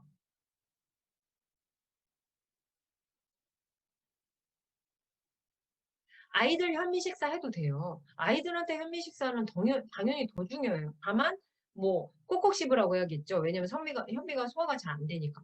아이들한테 현미 식사는 당연히 필요하죠. 류마티스 관절염에 GLA보다는 저는요, 오히려 오메가3를 더 추천해요. 그리고 류마티스 관절염에 리프리놀이라고 초록잎 홍합 추출물도 저는 이제 추천을 드리는데 오메가3는 강력한 항염, 관절염이 염증 기전이 아주 그런 거거든요. 그러니까 항염 작용이 있는 영양소를 먹으면 되죠.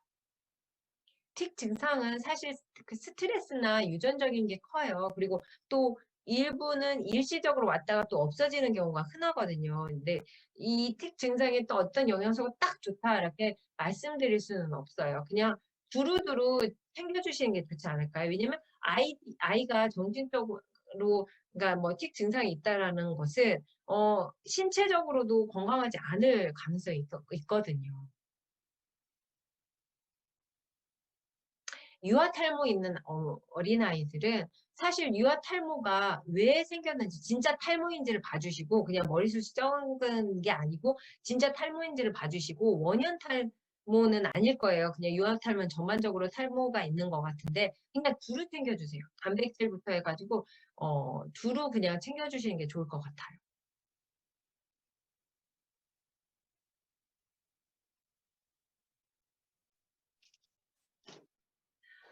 초등학교 11살인데 다이어트를 시키고 싶대요. 당연히 다이어트 해줘야 되겠고요. 아까 필수 영양소 챙겨주시면서 칼로리를 낮춰야죠. 이게 이런 경우도 있어요. 우리 아이는 비만이니까 영양제를 먹으면 더 살찔 것 같아요. 영양제는 칼로리가 없어요. 그러니까 칼로리를 낮춰주시고 영양소를 섭취해야 돼요. 칼로리를 대폭 낮춰주시고 영양소를 골고루 섭취하는 게 매우 중요하죠. 이게 생선 알러지가 있잖아요. 그거는 생선 속에 있는 오메가3 때문에 알러지가 있는 게 아니에요. 생선 속에 있는 단백질 때문에 알러지가 있는 거니까 오메가3는 먹여도 돼요. 근데 이제 오메가 이게 생선에 알러지가 있을 정도면 굉장히 외부 물질에 대해 너무 과민하게 반응하는 거잖아요. 그러니까 오메가3를 먹었는데 탈이 난다면 제형을 바꿔보세요. 다른 제품으로. 근데 이제 오메가3는 먹어도 될 것 같고요. 비타민 D 주사 말씀드렸잖아요. 다시 한번 말씀드릴게요. 비타민 D 주사를 맞았어요. 그리고 나서 혈중 농도를 측정을 해봐요. 근데 어느 시기에 혈중 농도를 측정을 해야 비타민 D 주사가 나한테 적절한지를 몰라요. 근데 영양제를 먹으면은요, 영양제를 제가 뭐 3개월 동안 이렇게 영양제를 먹었는데 혈액 검사를 했더니 이 수치가 나왔어요. 그러면 3개월 동안 먹은 게 부족하니 요만큼만 더 먹읍시다라고 영양제를 늘릴 수가 있어요. 근데 주사는 한 번 딱 맞아버리면 어떻게 조절을 못해요. 영양제는 바로바로 뭐 1000을 먹다가 2000을 먹다가 3000을 먹거나 아니면 3000에서 2000을 줄일 수가 있거든요. 그래서 그렇고요. D는 한 번 딱 맞아버리면 3개월 동안 빼도 박도 못하는 게 있고 아까 말했듯이 D는 안전해요. 안전한데 D를 맞으면 혈중 농도가 이렇게 치솟다가 이렇게 플랫을 이루거든요. 그래서 저는 이제 매일 먹는 게 낫다고 하죠. 근데 편리성을 따져서는 비타민 D가 워낙에 편리해요. 오메가3를 먹으면 성조숙증을 일으킨다는 논문이 있어요. 그게 뭐냐면 성조숙증 아이들은 대부분 비만이에요. 그러니까 오메가3를 애들한테 먹였더니 성조숙증이 일어난 게 아니에요. 그런 거는 할 수가 없어요. 연구를 그렇게 아이들을 대상으로 성조숙증을 유발하는 연구를 할 수는 없어요. 이게 뭐냐면 성조숙증이 있는 아이들을 검사를 해봤어요. 설문지나 뭐 여러 가지를. 그랬더니 오메가3가 없는 아이, 성조숙증이 없는 아이보다 높게 먹는 걸로 나타났어요. 그 이유가 뭘까요? 그냥 정조숙증 아이들은 그 그게 또 이제 외국 연구가 많은데 엄청 뭘 많이 먹어. 막 생선이고 뭐고 막 너무 많이 먹는단 말이에요. 당연히 모든 영양소가 과잉으로 나타나요. 비만의 원인이죠. 아니, 비만이 원인이죠. 실제로 성조숙증은요. 특정 영양소가 일으킨다라는 증거가 없어요. 없어요. 다만 이미 밝혀진 건 서양식 식습관, 비만, 유전적인 거. 유전적인 거 우리가 어떻게 못해요? 환경 호르몬. 이런 것들이 그리고 그 과도한 성에 대한 노출 뭐 여러 가지 요즘은 유튜브나 이런 것들 있잖아요. 이런 과도한 성에 대한 노출과 자극, 비만, 운동 부족, 환경 호르몬 그리고 유전적인 거 이런 것들이 일으킨다라는 증거들은 되게 많은데 특정 영양소가 일으킨다는 증거는 없어요. 그러니까 뭐 오메가3를 먹으면 성조숙증이 일으킨다라는 생각은 안 하셔도 돼요. 어, 이게 비만으로 나오는데 근육량이 높은 것은 근육형 비만인 거예요.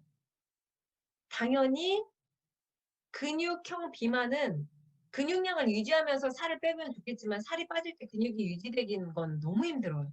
운동시키면서 살 빼는 수밖에 없어요. 근데 이거 있잖아요. 운동만 하면 된다. 아이들 엄마들하고 똑같거든요. 엄마들이 운동만 하면 살 빠지던가요? 아니죠. 다만 아이들은 성장기 있기 때문에 운동만 시켜도 살이 빠지는 경우가 많죠. 왜냐면 일단 성장을 막 하고 있으니까. 그러나 먹는 거 당연히 관리해 주셔야 돼요. 당연히 관리해 주시고요. 각종 간식을 다 끊어주셔야 되고 끊어줄 때 우리가 뭐 술, 담배 끊는 거하고 똑같아. 애들 간식 끊을 때 굉장히 중독성을 유발해가지고 되게 힘들어하거든요. 힘든 기간 한 달, 뭐 두 달, 세 달이 꼭 필요하면 하셔야 되거든요. 그러면서 필수 영양소는 아까 말했듯이 필수 영양소가 살찌게 만들진 않아요. 칼로리를 낮추고 필수 영양소를 채워줘야 되겠죠. 6개월 된 아이에게 분유, 유산균 터먹여도 되는데요. 아까 말했듯이 아이는 뭐든지 약하잖아요. 그러니까 유산균은 소량씩 한번 타줘보세요. 너무 첫 번부터 이렇게 많이 타주면 설사할 수가 있거든요. 그러니까 소량씩 타줘서 늘려주시면 좋겠습니다. 다리 쪽에만 소양감이 있대요. 이건 너무 기본인데요. 건조하지 않게 해주세요. 진짜 보습 너무 중요하거든요. 건조하지 않게 해주시고 상처가 날 정도로 긁으면 리도맥스 같은 아주 약한 그러니까 저기 스테로이드 제제 있어요. 스테로이드 제제도 2주 마지노선 2주까지만 발라주시고 치워줘야 되거든요. 뭐 2주 이상 너무 오랫동안 바르면 그 피부가 그 위축이 돼요. 그래서 뭐 보습 철저히 해주시고 이제 그 필요시에는 스테로이드 연고 쓸 수가 있어요.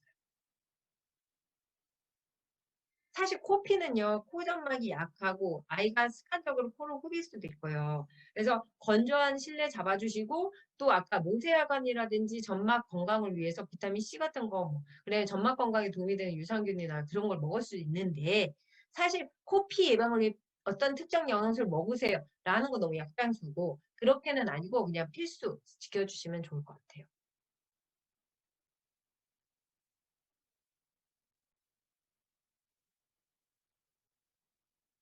눈밑의 비립종은요, 피부과 따기보다 이제 피부과에서 알아서 해결해 주실 거고요. 아이들 현미 식사는 저희 식이섬유 파우더를 신짜는 정도 드시면 그다음에 정제를 못 먹죠. 아이에게 정제를 갈아서 먹여도 영양소가 그대로 섭취돼. 네, 네, 정, 정말 너무 너무 감동했습니다. 정제를 못 먹는 아이를 정제를 갈아서 먹여도 되죠. 먹여도 되죠.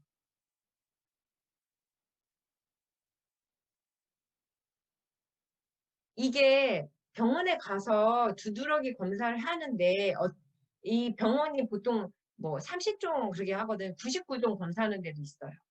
알러지 검사에.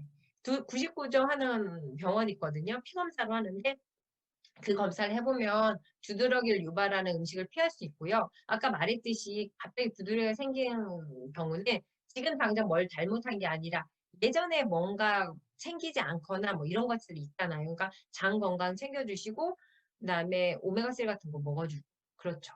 당연히 병원 가도 검사를 해도 원인 알 수 없어요. 왜? 수많은 물질에 우리가 노출되어 있는데 어떻게 30종, 단순히 30종 검사해서 알겠어요. 그러니까 당연히 두드러기는 어떤 병을 가도 검사를 해도 알 수가 없지만 단 이 검사 종류를 99종까지 늘릴 수는 있다라는 거죠. 유산균이 안 맞아서 그럴 수도 있을까요? 제가 보기에는 유산균이 안 맞아서 그런 것보다 유산균 말고도 우리가 노출되어 있는 게 너무 많잖아요. 그러니까 오히려 그러니까 유산균을 먹었는데 두드러기 생겼다. 원래 유산균은 아무리 잘 만들어도 유산균이 만드는 과정에서 뭔가 들어갈 수 있잖아. 유산균을 먹었는데 갑자기 두드러기 생겼다는 건 유산균이 원인이지만 유산균이 옛날부터 먹였는데 두드러기가 최근에 생겼다는 건 유산균이 원인이 아닐 수도 있거든요. 그러니까 이제 최근에 특별하게 시작한 게 있는지를 한번 보는 게 좋을 것 같아요.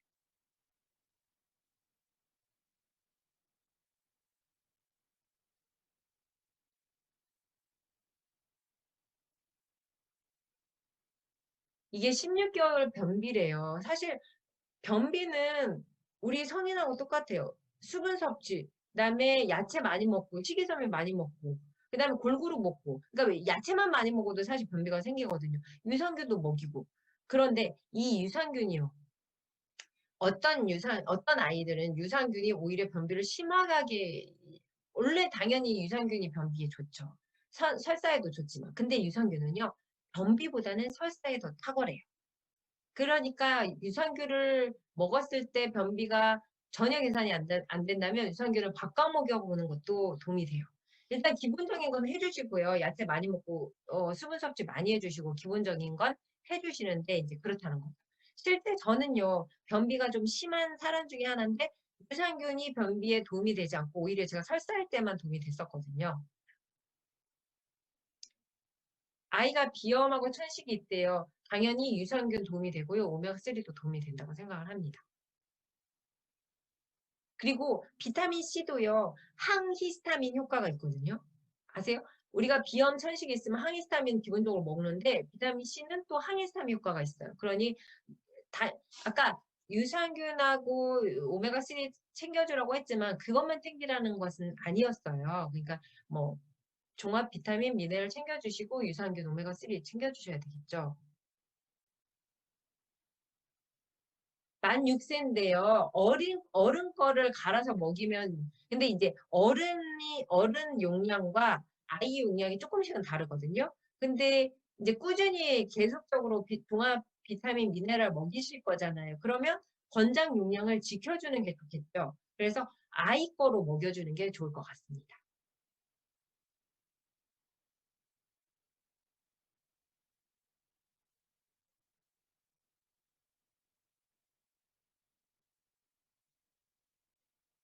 성장 호르몬이요.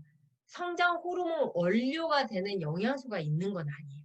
성장 호르몬이 너무 안 나오는 경우는 첫 번째로 유전적인 거 생각해 주셔야 되거든요. 그러니까 뭐 유전적인 질환이 있어서 아니라 유전적으로 어쩔 수 없이 성장 호르몬이 안 나오는 거고 성장 호르몬 주사를 맞았는데 당연히 키가 커요. 뭐 거의 1년 맞으면 10cm 정도는 큰다고 하거든요. 근데 이제 성장 호르몬 주사는 아까 성억제 호르몬하고 다른 치료예요. 근데 이 성억제 호르몬은 또 역사가 더 커요. 근데 성장 호르몬은 아직 성억제 호르몬보다 그래도 이제 뭐 20년 정도는 됐으니까. 그래도 성장 호르몬이 아직 성인까지 어떤 영향을 미칠지는 뭐 100년 연구가 없으니까 없어요. 50년 연구가 없어서 그것까지는 모르지만 아직까지는 성장 호르몬이 치료할 수 있다라고 나오고요. 이렇게 생각해 보세요. 아이가 너무 키가 안 자라면 성장 호르몬 뭐 있을지도 모르는 성장 호르몬 부작용보다 아이 키가 너무 안 자라서 나중에 겪게 될 고통이 더 커요. 그래서 필요에 따라서 성장 호르몬도 비싸지만 해야 된다고 생각을 합니다. 필요에 따라서요. 단백질을 너무 안 먹으면 이제 단백질 종류도 많잖아요. 계란도 있고 막 계란 노른자는 없어요. 단백질인데 흰자에도 있고 너무 많잖아요. 그러니까 단백질 음식으로 정말 안 되면 어떻게 해요? 단백질 보충제를 조금씩 타줘야 되겠죠. 근데 아까 단백질은요. 한 번에 몽땅 먹이려고 하지 마시고요. 하루에 2번, 3번으로 나눠 먹이는 게 중요하고 필요량은 아까 강의한 데도 나왔잖아요. 뭐 이 강의한 말고도 인터넷에도 나오니까요.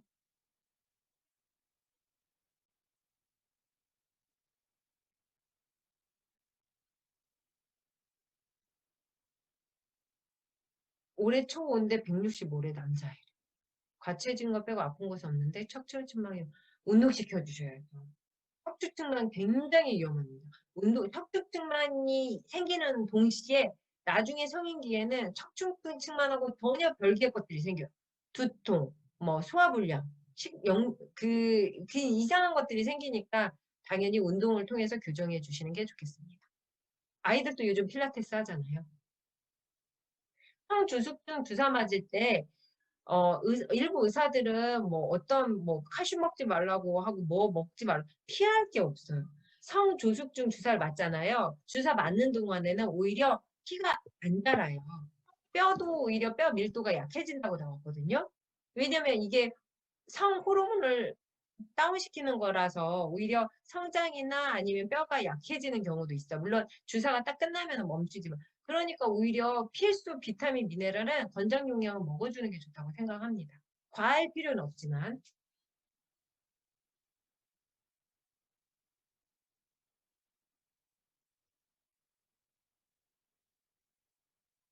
50일 아이인데요. 가루 유산균을 4분의 1. 그 정도는 소량이에요. 그러니까 먹어도 되고요. 아까 50일 아이이잖아요. 소량 먹어보는 거죠. 엄마만이 가장 정확해요. 그 누구도 유산균이 4분의 1이 적당한지는 몰라요. 아이를 이제 아침 저녁으로 먹여보시고 아이 상태 봐주시고 유산균을 먹였는데 오히려 설사한다면 줄여주시고 이렇게 해주는 거죠. 이게 유산균이 액상이나 가루나 제형이 중요하지 않아요. 그냥 그것은 편의성을 위해서 만든 거예요. 전혀 제형은 중요하지 않아요.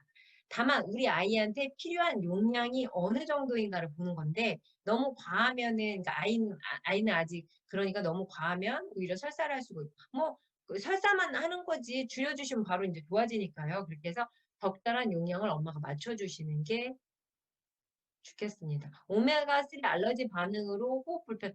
오메가3가 호흡 불편을 유발하는 게 아니라 모든 알러지는요.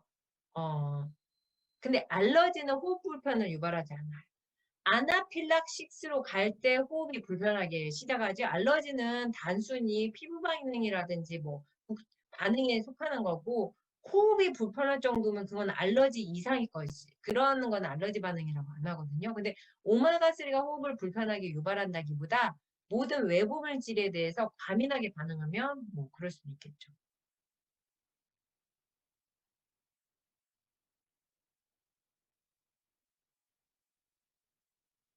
성조숙중 주사를 맞으면 영양제를 먹지 말라는 의사들도 있는데 아까 말했듯이요. 성조숙중 맞는 아이는 아이가 아닌가요? 아니잖아요. 그냥 그 아이도 아이잖아요. 그냥 필수 영양소는 먹어줘야 된다고 저는 생각을 해요. 아까 말했듯이 어떤 특정 영양소가 성조숙증을 유발하지 않거든요.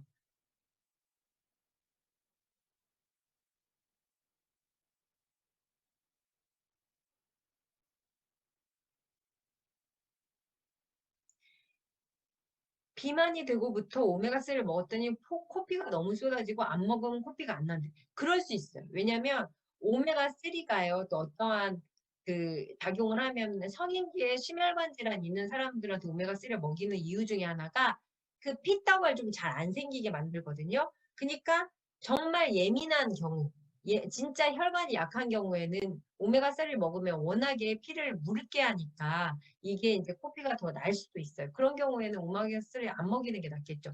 그리고 이 아이가 이제 나중에, 그러니까 이게 아이가 너무 코피가, 그러니까 이 아이는 체질적으로 코 점막이 너무 약하고 무혈관이 너무 약한 거예요.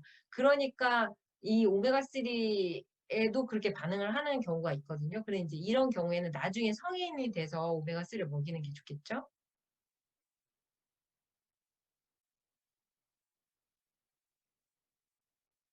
초아이인데 초경이 시작했대요. 이게 성조숙중 검사를 했는데 괜찮았대요. 근데 괜찮아요. 그러니까 초경을 5때 했다고 해서 성조숙증은 아니에요. 다만 조기 사춘기 거죠. 근데 요즘 아이들은 조기 사춘기가 영양이 너무 발달하고 이제 너무 빨리 여러 가지에 노출이 돼가지고 조기 사춘기가 빠르다고는 하거든요. 근데 그러니까 아까 말했듯이 초경이 시작됐다고 해서 다 성조숙증은 아니라는 거죠. 그래서 이제 만약에 원래는 이제 호르몬 억제 치료 시기는 지났기는 했지만 예를 들어 걱정이 되면은 검사해 볼 수는 있어요. 그러니까 왜 제가 검사해 보라는 건 이 아이의 최종 신장이 너무 작으면 너무 작으면 또 성장 호르몬 치료할 수도 있거든요. 그래서 초경이 초5에 시작을 했으면 최종 키가 어느 정도 되는지를 병원 가서 한번 검사해 볼 수는 있을 것 같아요.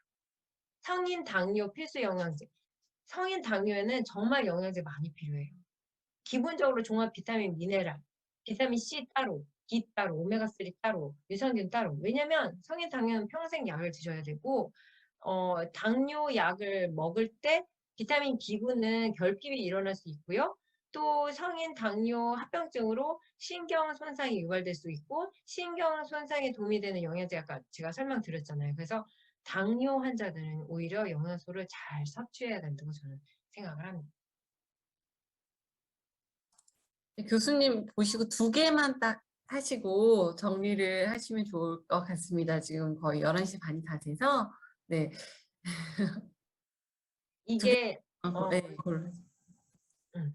이 성조숙증 검사는 매우 철저하게 해주는 거예요. 단순히 에스트로겐 수치만 높다고 억제 성장호르몬 억제 주사가 아니고 성호르몬 억제 주사를 맞지 않아요.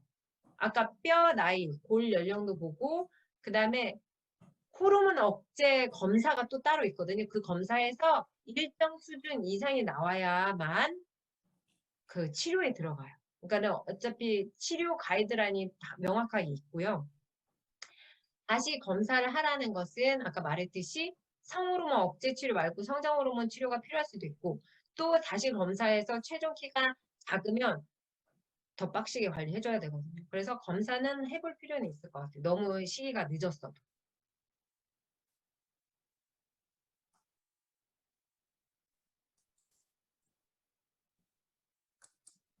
다음에 식사 후에 바로 화장실 간대요. 이거는 이제 장이 되게 민감한 경우고 성인병 같은 경우에는 이게 장이요 뇌와 연관되어 있어요. 굉장히 신경이 예민한 분들은 아니면 지금 스트레스에 시달리거나 뭐 여러 가지로 안 좋은 상황에서 식사에 바로 화장실에 갈 수 있거든요.